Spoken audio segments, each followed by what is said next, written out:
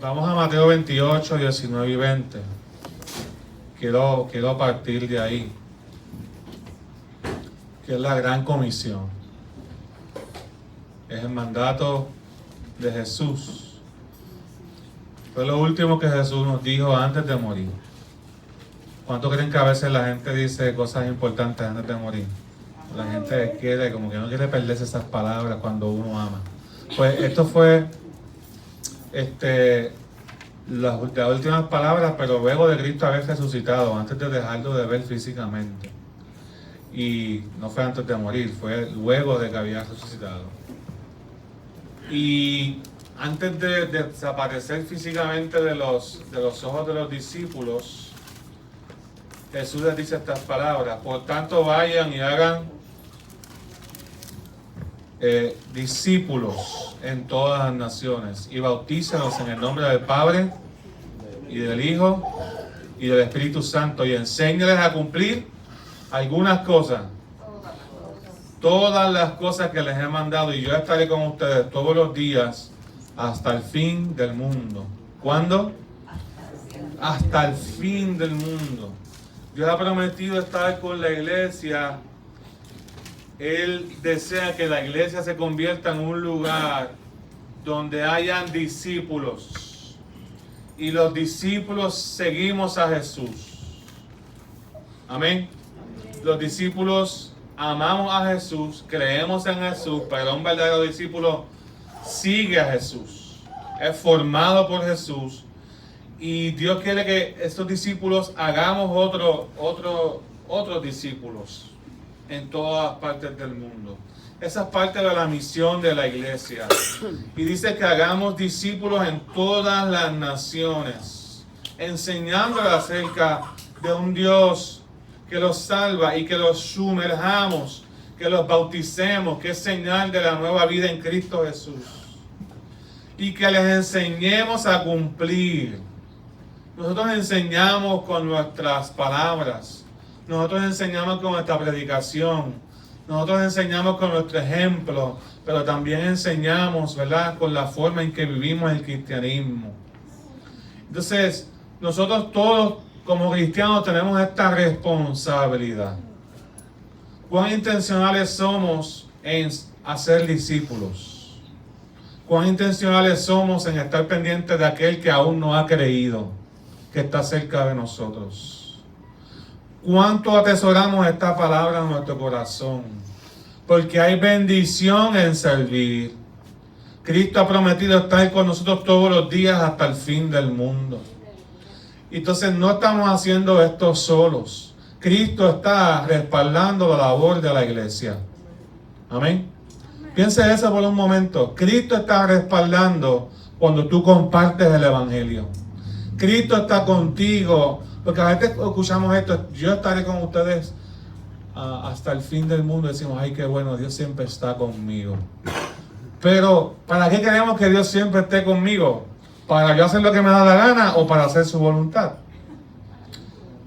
Si Dios está conmigo, puedo hacer su voluntad con más confianza, con más libertad, porque Él está acompañando y respaldando la labor que Él nos ha dado. Amén. Entonces, me viene a la mente la visión de nuestra iglesia. No sé si ustedes la han escuchado anteriormente. Es una proclamación que hacemos como iglesia. Dios ha puesto esta iglesia en Caguas para ser discípulos, para hacer el discipulado un estilo de vida. Entonces, Emmanuel es una casa de amor y de familias. Emmanuel es una casa donde aprendemos a caminar en fe, amor, servicio e influencia. Entonces, la vida de discípulo que Cristo nos pide es visible. Cristo nos pide que veamos. Cristo nos pide que vayamos. Cristo nos pide que proclamemos el evangelio. Pero sobre todo, Cristo nos pide que hagamos discípulos. Y el discipulado, contrario a la mentalidad que a veces nosotros traemos de la crianza y de la forma en que se educa acá, el discipulado no es un salón de clases. Usted sabe que cuando Jesús hacía discípulos, las personas que seguían a sus maestros se acostumbraban a vivir con ellos. Tenían que vivir con su maestro. Tenían que estar sentados recibiendo enseñanzas, pero tenían que andar con él. Y esa es la diferencia entre estar en un salón de clase y un discipulado. Es que el que está siendo discipulado está viendo cómo Jesús vive. Entonces Dios nos está pidiendo que la iglesia haga discípulos. Y si la iglesia hace discípulos, los nuevos creyentes van a ver cómo Cristo vive en usted. Y las personas van a aprender el evangelio ¿de quién?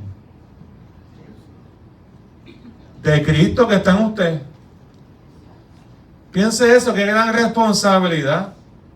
Tú estás formando a cada persona que llega a tu vida, le estás diciendo, le estás proclamando el evangelio, le estás anunciando con tu ejemplo y con tus palabras que Cristo es real, que Cristo salva, que Cristo perdona, estás predicando quién es Jesús. Y cuando una persona cree en el evangelio, inmediatamente pone sus ojos en otra persona creyente, que es discípulo, que le está mostrando, enseñándole a cumplir la palabra y la voluntad del Padre.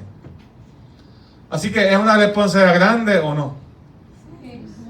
Porque nosotros somos el Cristo que la gente ve. Y no estoy diciendo que nosotros somos dioses. Lo que estoy diciendo es que somos el cuerpo de Cristo.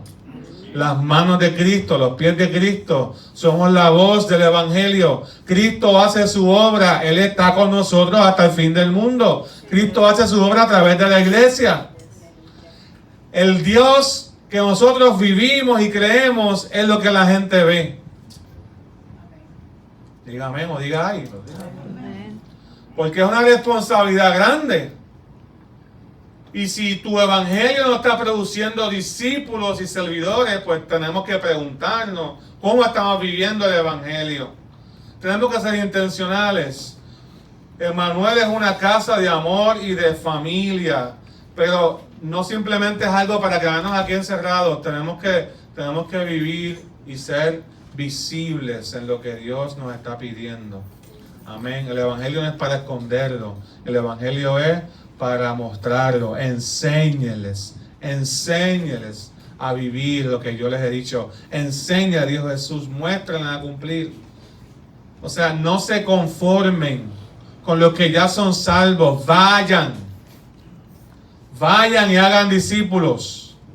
Muchos de nosotros nos conformamos con lo que ya hemos alcanzado en el Señor. Pero hay más oportunidades para servir y para hacer el bien. Y uno de los postulados de nuestra iglesia es caminar en fe, caminar en amor, caminar en servicio, que son más de las prácticas de cómo podemos cumplir con la gran comisión. Y caminar en servicio es poner nuestro tiempo, nuestros dones, nuestros talentos y llamados en las manos de Dios. En las manos de Dios. Yo creo que vayamos a la parábola del buen samaritano en Lucas 10, 25 al 37. Y veamos algunos principios para poder servir al Señor con gozo y con alegría. Pero bíblicamente. Lucas 10, del 25 al 37. ¿Lo tienen, hermano? Y quiero compartirles 5 principios. Así, medio rapidito, porque sé que por el tiempo ha avanzado. 5 principios.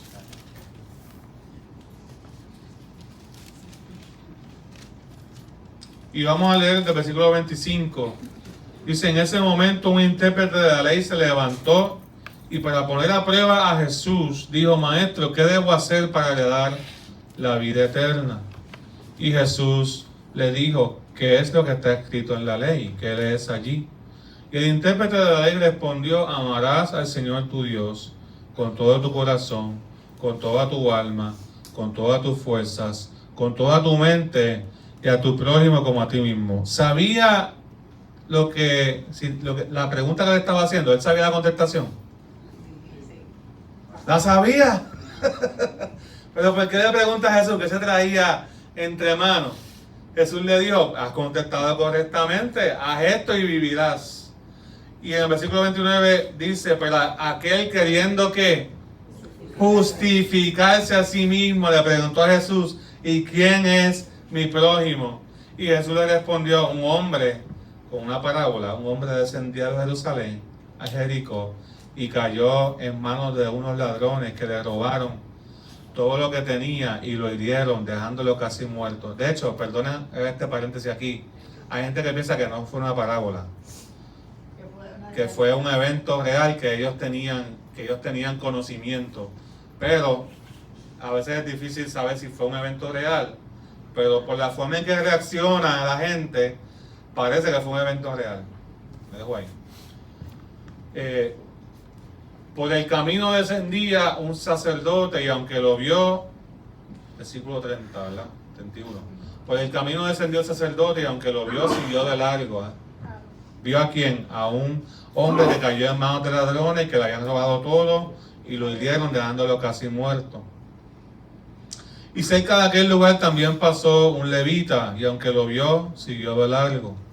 Pero un samaritano que iba de camino se acercó al hombre y al verlo se compadeció de él. Y le curó las heridas con aceite y vino y se las vendó.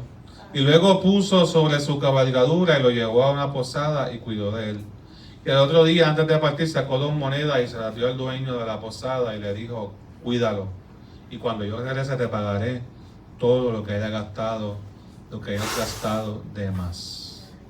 De estos 3, ¿cuál crees que fue el prójimo del que cayó en manos de ladrones? Y aquel respondió, aquel que le había hecho la pregunta, ¿y quién es mi prójimo? El que tuvo compasión de él. Y Jesús le dijo, pues ves y haz tú lo mismo.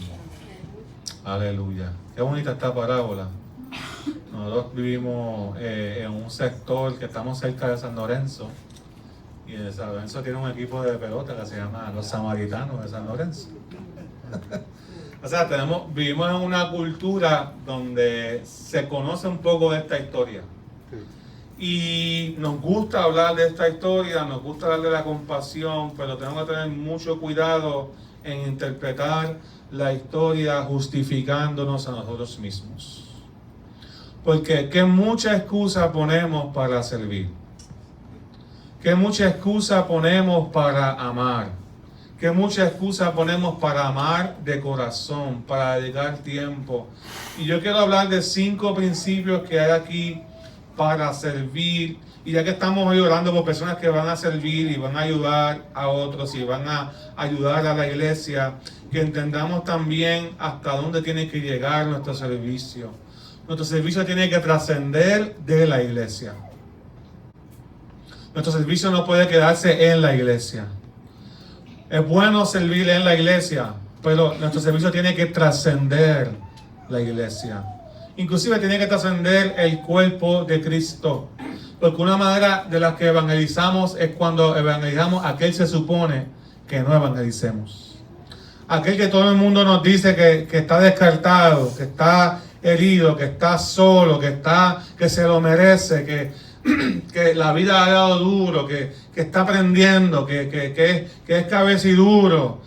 Aquellas personas que pensamos que no lo merecen, que no lo necesitan, nosotros también tenemos que llegar donde ellos. ¿Cuándo dicen amén? Amén.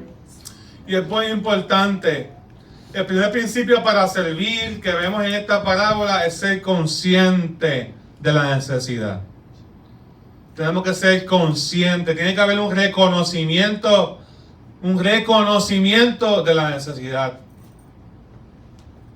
En esta historia vemos de cada uno de ellos. El levita, el sacerdote y el samaritano vieron que había un hombre lesionado en el camino.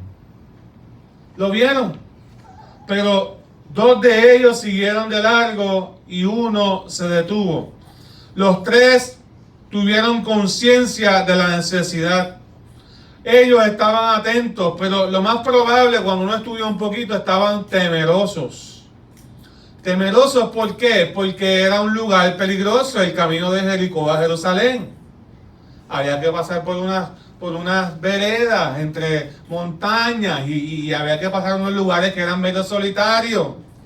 Igualito cuando usted está caminando o guiando por la noche, a veces uno se come la luz porque dice, yo no voy a pararme aquí. Yo hice eso una vez y me dieron un boleto de tránsito.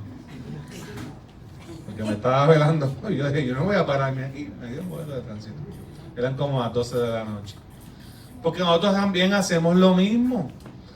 Muchas veces que el levita y que el sacerdote. Que vemos la necesidad, pero por salvarnos a nosotros mismos, por cuidar lo mío, no le ponemos un detente y nos quedamos solamente en la conciencia. Sí, yo sé que tiene necesidad, pero yo no tengo tiempo. Sí, yo sé que tiene necesidad, pero no es seguro acercarme a él o a ella. Entonces Dios está llamando a una iglesia que se atreva a tomar riesgos. A ver, pastor, ¿qué usted está diciendo? Que nos atrevamos a tomar riesgos y desafiar muchas veces el status quo. Aquel que no toma riesgos para servir a Dios no verá la mano de Dios respaldándolo. Aquel que no sale a ser discípulo no verá cómo Dios lo va a acompañar aún en el fuego de su vida.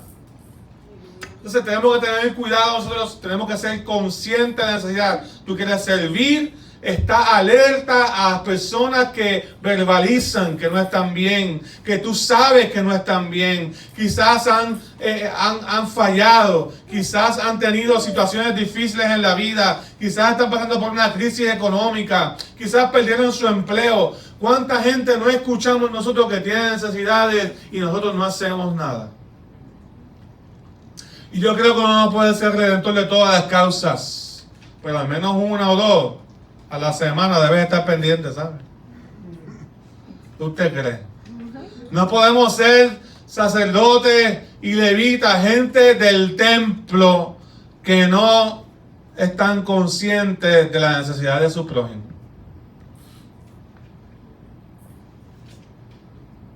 Ay, pastor, no me miren así. Porque Dios nos está llamando a que repensemos cómo vemos al prójimo. Ver al prójimo no es no hacerle daño a nadie, ¿verdad? Amar al prójimo. Eso es lo que se define muchas veces aquí en la cultura. Yo no le hago daño a nadie. La iglesia tiene que correr una milla extra. No es que no le hagas daño a nadie, es que comiences a estar consciente de que hay gente que tiene necesidad. Amén. Entonces, ese es el primer principio para servir. El segundo principio para servir es que de la conciencia de la necesidad debemos movernos a la compasión por el necesitado. De los tres, solo uno tuvo compasión. El samaritano tuvo compasión de un hombre en necesidad. El samaritano estuvo dispuesto a mirar más allá de la rivalidad. Porque tú sabes que los samaritanos y los judíos no se llevaban entre sí. Así que él ayudó a alguien que se supone que no lo ayudara. Que desde pequeño le habían dicho que esa persona no era como tú. Que esa persona no tiene la doctrina correcta. Que esa persona no tiene esto, no tiene lo otro. Y él desafió esos prejuicios. Usted sabe que para usted ayudar a alguien, la persona no tiene que estar todavía convertida. A lo mejor la persona no tiene la doctrina correcta todavía. A lo mejor la persona no tiene, porque los judíos tenían la doctrina correcta. Dios se les reveló a ellos. Los samaritanos no vivían en la doctrina correcta. Habían puesto otro templo distinto al de Jerusalén en la parte de su historia, ¿no? Pero algo hizo el samaritano que Jesús estaba usándolo como ejemplo. Y es que muchas veces nosotros nos dividimos en bandos.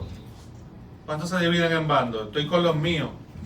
Cuando le pasa algo a alguien de los míos, yo respondo, yo defiendo, yo me pongo a defender mis derechos.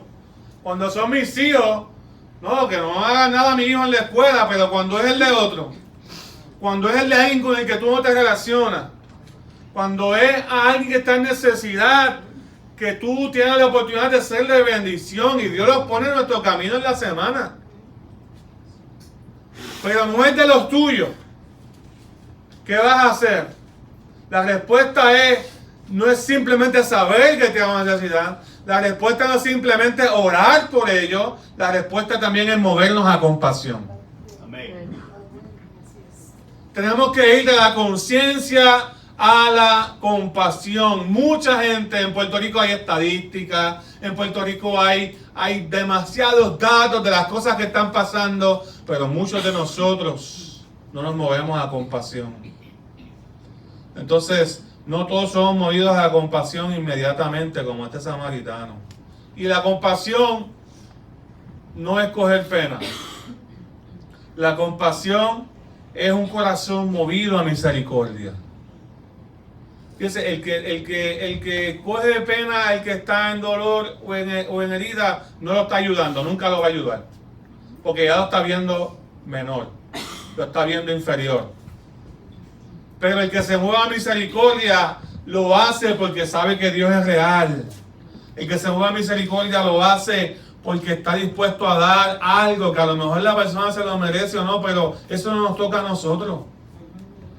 El corazón movido a misericordia, independientemente de quién sea esa persona que está en necesidad, esa no es la decisión por la cual uno toma la decisión de ayudar a otros o de servir o de caminar en servicio. Uno no está pendiente, déjame ver si se lo merece o no se lo merece. Déjame ver si es de los míos o no es de los míos. Déjame ver si cumple con mi grupo o no. Si es de mi familia lo ayudo, pero si es el vecino que me trata mal, el que necesita ayuda. Ay, pastor. ¿Me sigue, hermano? Y si es la persona que me falló, que necesita ayuda, o si es una persona que a lo mejor no nos llevamos bien, usted busca la manera de ser de bendición, usted busca la manera de ayudar, primeramente porque usted lo está haciendo como una ofrenda para Dios, porque Dios te está diciendo que tu prójimo no es aquel que es el de tu grupo nada más, tu prójimo es mucho más que eso.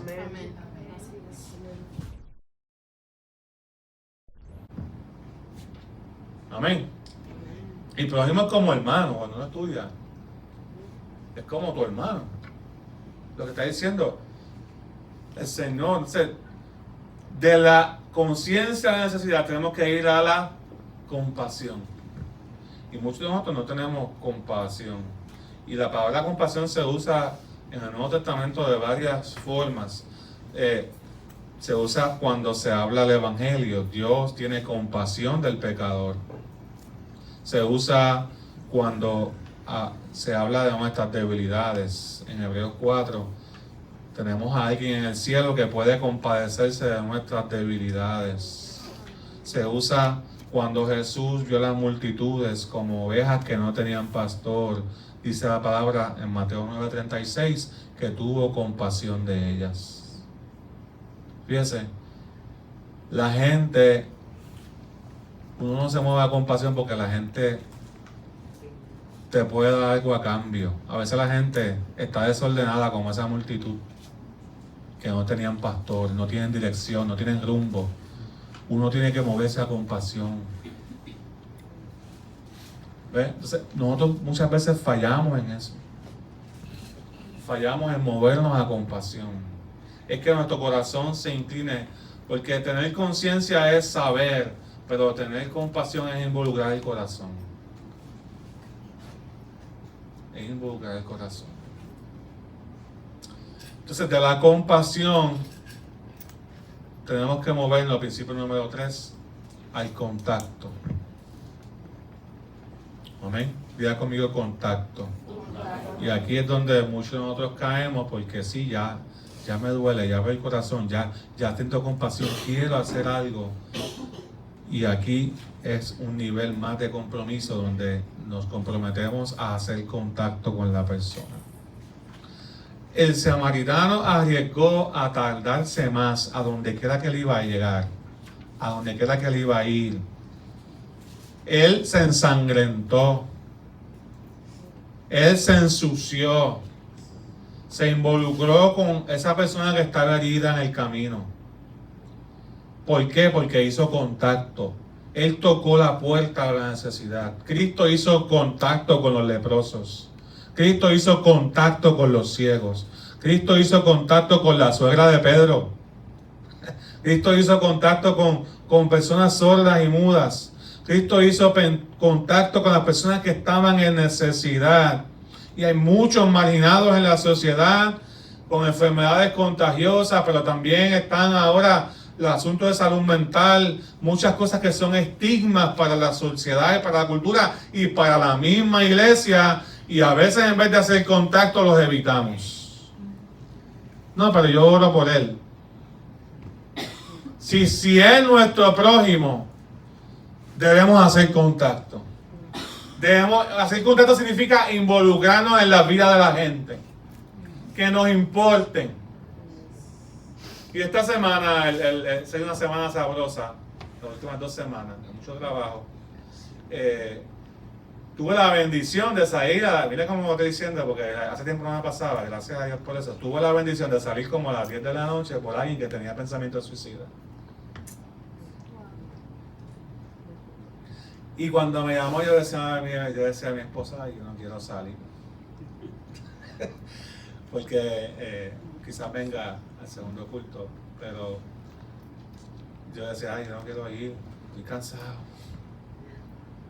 No ha sido la semana ideal, ¿verdad? Bueno, a veces uno tiene en la mente que es ideal, pero si estás haciendo la voluntad de Dios es ideal. Y que la llegue a la casa, pero ya no, nos contamos en Walgreens, me llevé a alguien, no fui solo, me llevé a alguien, estuvimos allí como media hora, 1 hora, orando, hablando, conversando con esta persona. Y es bien fácil decir, no, pero yo oro. Desde acá es bien fácil decir, pero cuando una persona está en necesidad, ¿hasta dónde tú estás dispuesto a llegar? ¿Me estás siguiendo, hermano? ¿Hasta dónde tú estás dispuesto a llegar? ¿Estás dispuesto a involucrar tu vida? ¿Estás dispuesto a detener? Hermano, si nosotros dejamos nuestra agenda por la agenda de Dios, fíjense que el versículo del principio, tienen que salir, vayan y hagan discípulos. ¿Ves? Nosotros tenemos que dejar nuestra agenda, nuestra estructura y permitir una agenda flexible para lo que Dios quiere hacer en nuestras vidas. Y a través de nuestras vidas en la vida de otros. ¿Están aquí, hermano? Amén. ¿Cuántos quieren hacer contacto? Amén.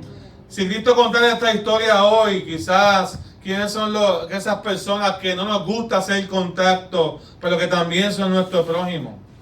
Quizás, no sé, madre soltera o un musulmán, quizás una persona homosexual o una prostituta, quizás un corrupto, quizás una persona que ha caído de la estima de mucha gente.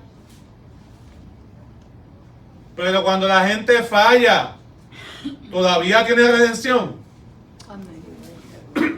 O sea, aprendí esta frase ayer en una capacitación que estábamos, que me voy a quedar con ella para siempre. Y sé que son cosas que hemos escuchado anteriormente, pero se nos olvidan. Lo radical del Evangelio, lo radical de Dios, no es que Él ama a las buenas personas. Lo radical de Dios es que Él ama a las malas personas.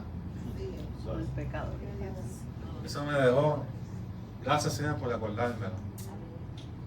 ¿Usted está aquí porque usted se lo merece o porque Dios lo salvó? Dios lo salvó. ¿Usted está aquí porque usted es buena persona? No, estamos aquí porque reconocemos que somos pecadores.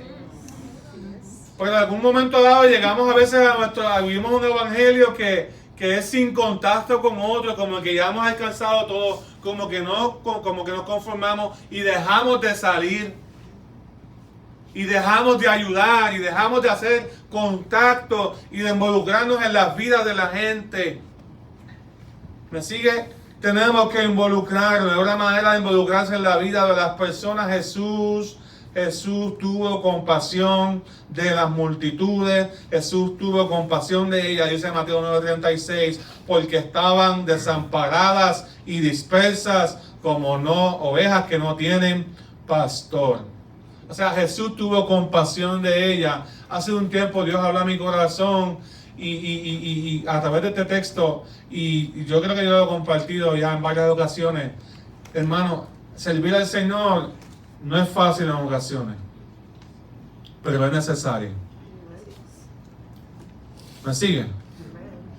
Nosotros podemos ver las ovejas que no tienen pastor y podemos decir, el ministerio es difícil. Atender a la gente que está en necesidad es complicado, es difícil. Todos tenemos lucha. El que no tiene una área de debilidad tiene otra. ¿Me sigue? Y la iglesia es un lugar de restauración.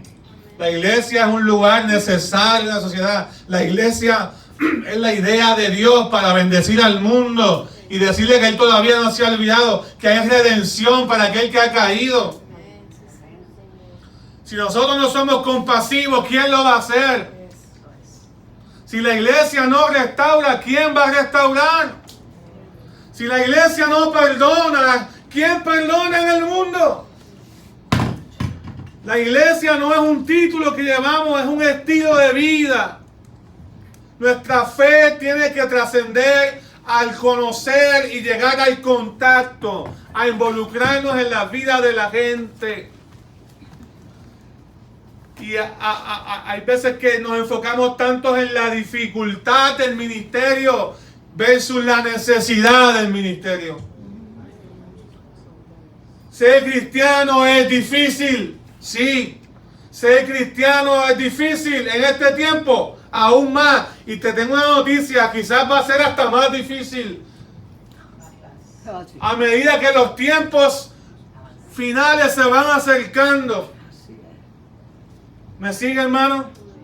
Pero tenemos que entender que la dificultad del ministerio nunca va a superar la necesidad del ministerio.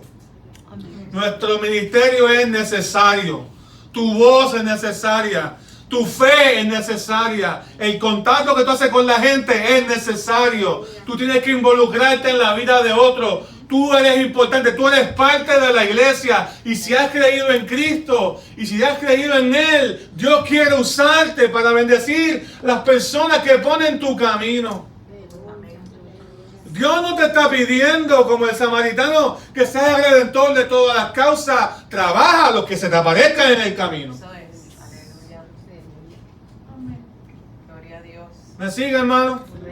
Si la iglesia no lo hace con tacto, el mundo lo hará. Y el mundo lo va a hacer para dañarlo, para destruirlo, para traerles vergüenza, para traerles dolor, para traerles heridas, para traerles dioses falsos en la cultura, el dinero, el materialismo, el consumerismo, el sexo descontrolado, ¿verdad? Todas las pasiones que se despiertan y que el mundo anhela, el mundo se las muestra como lo mejor, como vivir la vida y buscar el placer. Pero el cristianismo sabe y nuestra fe sabe y profesa que nadie puede vivir y ser feliz sin Cristo Jesús. Amén. El pecado nos llena. Si nosotros no hacemos contacto con la gente, ¿quién lo va a hacer? No tengo tiempo, no es mi asunto. Ay, no soy bueno en esto. Ay, no puedo. Muchas excusas que ponemos nosotros. Pero tenemos que hacer contacto. El principio número 4. No es solo hacer contacto, es llegar hasta el cuidado. No es solamente una llamada, es cuidar. Es cuidar. El samaritano proveyó de su bolsillo para el lesionado cuidado. Él evaluó e hizo provisión. El que sabe hacer lo bueno y no lo hace, dice Santiago 4:17, le es contado como pecado. El que sabe hacer lo bueno y no lo hace. Wow. Dice el verso 24 de ese pasaje de Lucas que él se acercó a él, vendó sus heridas, echándole aceite, echándole vino, lo puso en su caballo y lo llevó a un lugar donde pudiera dormir bien. O sea, yo me conformaría con haberlo curado. Yo. Mi mente humana me dice, lo ayudé, lo limpié, le puse una bendita y sigo mi camino. Eso es lo que yo hubiese hecho. Yo, Junior. Y me hubiese sentido bien. Hice lo correcto. Pero fíjese que él llegó a un cuidado más allá de lo que se esperaba. Él superó las expectativas. Él no simplemente lo cuidó, lo sanó, le paró el sangrado, se involucró con él. Él lo montó en su caballo y lo llevó hasta un hotel, un parador. Diatre, eso sí que está fuerte, ¿verdad? Porque ahí viene el quinto principio. No es solo tener cuidado, sino es que debemos asumir un costo. Y hay cosas que nos cuestan, que no las hacemos por eso mismo, porque nos cuesta el tiempo, nos cuesta finanzas, nos cuesta cambiar nuestra agenda, nos cuesta reconocer que somos inflexibles, nos cuesta muchas veces tantas cosas, pero el samaritano enseñó lo que es verdaderamente amar al prójimo. No, yo quiero que estés bien, no simplemente quiero sanarte, quiero darte de lo mío. Ah, pastor, pero es que yo trabajo y las personas tienen que aprender a trabajar. Está bien, no hay nada malo con eso. ¿Eso te impide ser misericordioso? Si la persona no puede trabajar porque está herida, ¿no la podemos ayudar? ¿Me está siguiendo, hermano? ¿Quién es nuestro prójimo? ¿Quién es nuestro prójimo? Piensa en eso. Dios te va a poner personas en tu camino todos los días que sean tu prójimo. Quizás no los conoces, quizás sí, quizás sabes quién es, quizás sabes lo que le pasa, pero en el momento que tú estés consciente de la necesidad, ya tú eres responsable de tu prójimo. Y si Dios lo puso en tu camino, es porque quiere que tú lo ayudes. No me llames. Yo también tengo que ayudar a los que Dios ponga en mi camino. Yo también tengo los míos. Y tengo unos cuantos más. Pero usted me llama, sí, pastor, llámeme para testificarme lo que usted hizo. Llámeme para contarle cómo Dios lo está usando. ¿Me sigue, hermano? Porque usted tiene una influencia que yo no tengo. Usted toca gente que yo no toco. Usted bendice gente que yo no puedo bendecir. Y yo bendigo gente que usted no bendice. ¿Me sigue, hermano? Pero usted tiene una influencia que Dios le ha dado, pero no va a ser efectiva con ella si usted no está dispuesto a asumir el costo que conlleva amar al prójimo. Amar al prójimo conlleva tiempo para sentarnos a escuchar. Pero como a veces tenemos tanta prisa, no queremos escuchar. Estamos aquí, hermano. Amén. Conlleva tiempo. Conlleva a veces darle una ofrenda a alguien que está en necesidad. Mire, uno no espera nada. A veces la gente no espera nada, pero el que usted llegue con un galoncito de leche y una libra de pan, como está la leche y el pan ahora mismo, es bendición. ¿Me sigue? No llegue con las manos vacías. Usted sabe que hay necesidad. Nosotros no somos víboras que consumimos a aquel que está en dolor. Nosotros vamos a bendecir. Amén. Mientras bendecimos, Dios atiende nuestra necesidad. Amén. Busca primeramente el reino de Dios y su justicia. Amén. Y todas las demás cosas serán añadidas. Aleluya. Dijo Jesús. Cuando lo ponemos a Él primero, Él se encarga de nuestras necesidades. Amén. Él sabe nuestras necesidades. Entonces una iglesia madura va entendiendo lo que Dios quiere hacer con ellos, y parte de eso es caminar en servicio. Le costó tiempo, le costó recursos, le costó finanzas, le costó estar dispuesto a dar, le costó cambiar la agenda. O sea, hay un costo que tenemos que asumir, que vemos en esta parábola, y a veces hacerlo con personas que no son de nuestro grupo, que no son como nosotros. Pero Dios nos manda a dar la milla extra. Que nos reconozcan como una iglesia que puede dar la milla extra. Que nos reconozcan como una iglesia que podemos estar ahí con el que está en necesidad. Y cuando digo, no estoy hablando de Manuel, estoy hablando de tu vida y de mi vida. O sea, no nos interesa el nombre de Manuel, que sea público, que sea famoso. Lo que nos interesa es que sea el nombre de Cristo. El Cristo que Dios ha puesto en tu vida, que sea famoso. Porque así hacemos discípulos que amen a Dios. Es bien fácil ser cristiano por las redes sociales. Bien fácil ser cristiano por las redes sociales y por el micrófono también. Pero amando al prójimo así, amando al prójimo, ahí sí que enseñamos lo que es amar, lo que es ser cristiano. Entonces hay varias personas en esta historia. El ladrón que es el que desea lo que otro tiene, el que hace daño, el que hiere. Para el ladrón hay esperanza, pero tiene que arrepentirse. Está el levita y religioso que están conformes con su vida y no ven, están tan cegados en el conocimiento y en su religión que no ven la necesidad inmediata. Que piensan que están sirviendo a Dios encerrados en las cuatro paredes. Es importante, pero más importante es el prójimo.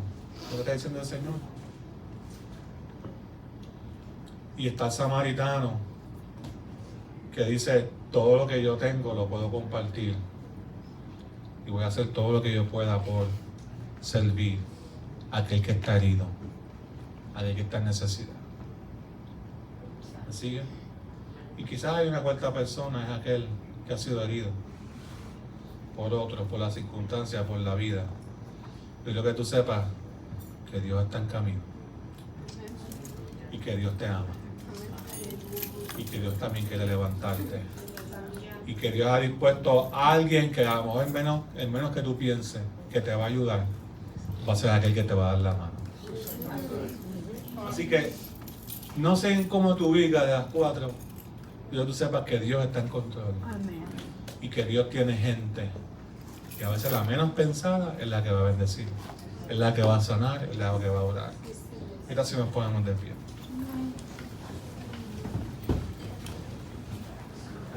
Señor, te damos gracias, te bendecimos, te adoramos. Gracias por tu palabra.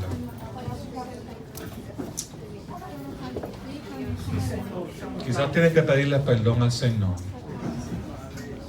porque nuestro corazón es duro para ver la necesidad de otros. Y si ese es tu caso, pídele al Señor perdón. Señor, perdóname. A veces hemos subestimado el valor de una llamada, el valor de un cómo estás, el valor de un abrazo, el valor de una visita, el valor de una conversación. A veces hemos pensado que porque otro lo va a hacer, yo no lo tengo que hacer. Señor, ayúdanos a tener compasión. Ayúdanos a movernos en tu amor y en tu misericordia. Padre, te pido que nos ayudes como iglesia. Ayúdanos, Jesús. Ayúdanos a ser como tú. Ayúdanos a glorificarte, ayúdanos a bendecirte, ayúdanos a darte lo mejor. Ahora no tenemos que entender las cosas completamente que le pasan a otras personas para ayudarlos. Perdónanos cuando nos justificamos, cuando ponemos nuestros propios intereses primeros que lo que tú quieres hacer. Te pido que nos dejes una iglesia compasiva. Te pido que nos dejes una iglesia que ame, que te busque. Te pido que nos dejes una iglesia, Señor, que te sirva de corazón. Oh Dios mío, te pido que bendigas a cada uno de los que está aquí, que salga con estos principios grabados en su corazón. Queremos asumir la responsabilidad, el costo, lo que conlleva servirte y amarte, Padre, en el nombre poderoso de Jesús. La iglesia dice amén. Amén.